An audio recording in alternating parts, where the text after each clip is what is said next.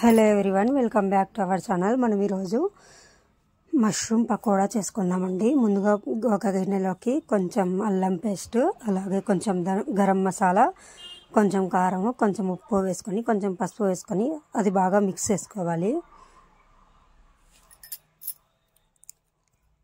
ఒక పేస్ట్ లాగా తయారవుతుంది. ఆ పేస్ట్లోకి బాగా పొట్టు తీసుకున్నటువంటి మష్రూమ్స్ని నీట్గా కడుక్కొని వేసుకొని ఇప్పుడు ఆ మష్రూమ్స్ అన్నిటికీ బాగా పట్టేలాగా పేస్ట్ని కలపాలి.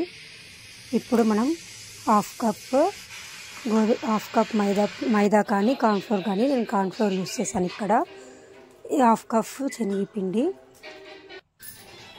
హాఫ్ కప్ బియ్యం పిండి వేసుకున్నాను. ఇప్పుడు కొంచెం వాటర్ వేసుకొని మిక్స్ చేసుకొని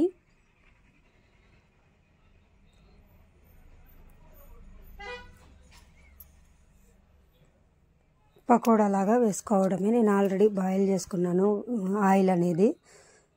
మంటను మీడియం ఫ్లేమ్లో పెట్టుకొని వేసుకుంటున్నాను.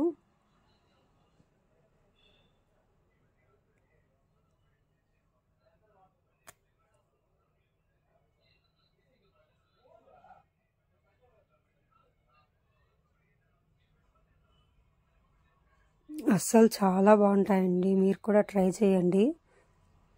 నేను ఇంకా కొంచెం పిండి మిగిలేసరికి దాంట్లోకి కొంచెం జీడిపప్పు, కొంచెం ఒక 2 పచ్చిమిర్చి కూడా వేసుకొని యాడ్ చేసేసాను.